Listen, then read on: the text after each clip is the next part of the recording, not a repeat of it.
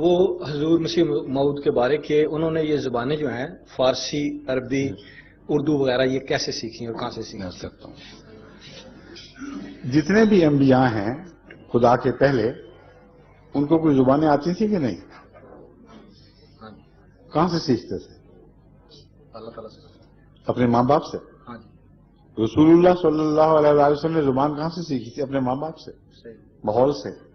اسی طرح حضرت مسیح موعود علیہ السلام نے بھی زبانیں پہلے تو اپنے ماحول سے سیکھی، اور پھر ایک مولوی تھا جو دیہات کے مولوی جیسے ہوتے ہیں، اس کو حضرت مرزا صاحب کی تعلیم پر گھر پر، جس طرح بچوں کو اس زمانے میں بعض خاندانوں کا رواج تھا اسکولوں میں بھیجنے کے بجائے گھر پر بلا کر اس نے ابتدائی تعلیم دی، عربی کی بھی اور فارسی کی بھی۔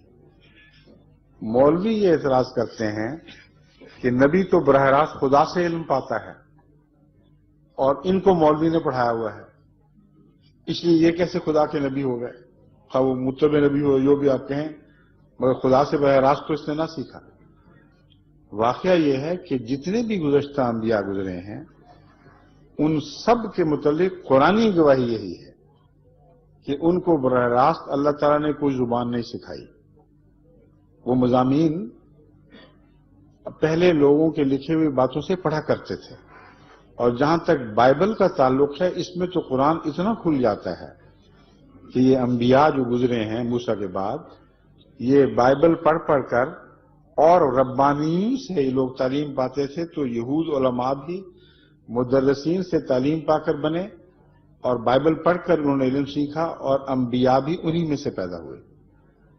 بس یہ تصور مولویوں کا اپنا بنایا ہوا ہے، اور یہ تصور بنانے کی بنیاد انہوں نے یہ رکھی ہے کہ حضرت صلی اللہ علیہ وآلہ وسلم کو قرآن کریم نے امی قرار دیا ہے۔ وہ کہتے ہیں کہ محمد رسول اللہ امی تھے، اس کا مطلب ہے کہ آپ نے کوئی تعلیم کسی مدرسے سے حاصل نہیں کی۔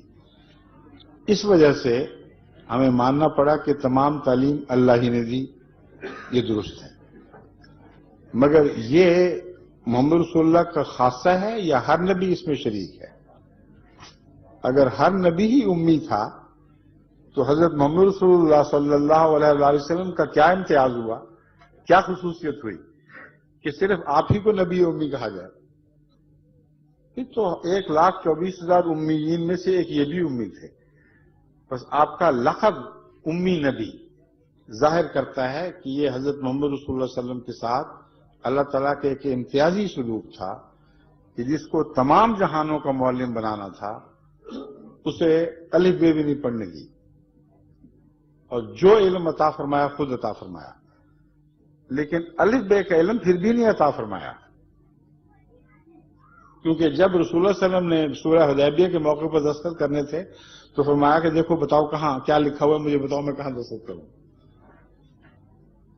نبی بن چکے ہیں، اور فتح مکہ سے 2-3 سال پہلے کا واقعہ ہے کہ آپ ابھی تک الف بے پڑھنا نہیں جانتے، اپنا نام لکھنا صرف سیکھ لیا تھا دستخطوں کی خاطر۔ تو معلوم ہوا کہ جس انسانی تعلیم سے آپ کو محروم رکھا گیا وہ تعلیم خدا نے خود بھی نہ دی۔ محروم اس لیے رکھا گیا تاکہ کوئی یہ نہ کہے کہ پڑھ لکھ کر اس نے دوسری الہی کتب کی نقل ماری اور علم بائبل سے حاصل کیا یا دوسرے صحیفوں سے حاصل کیا۔ اور سب دنیا کے معلم کو سب سے زیادہ امی کے طور پر پیش فرمایا ہے۔ اس امتیاز میں نہ پہلے کوئی نبی شامل نہ بعد والا ہو سکتا ہے۔ اگر یہ توقع رکھیں کہ امام مہدی بھی امی ہوگا تو اس کا مطلب یہ ہے کہ امام مہدی قرآن نہیں پڑھ سکے گا، حدیث نہیں پڑھ سکے گا۔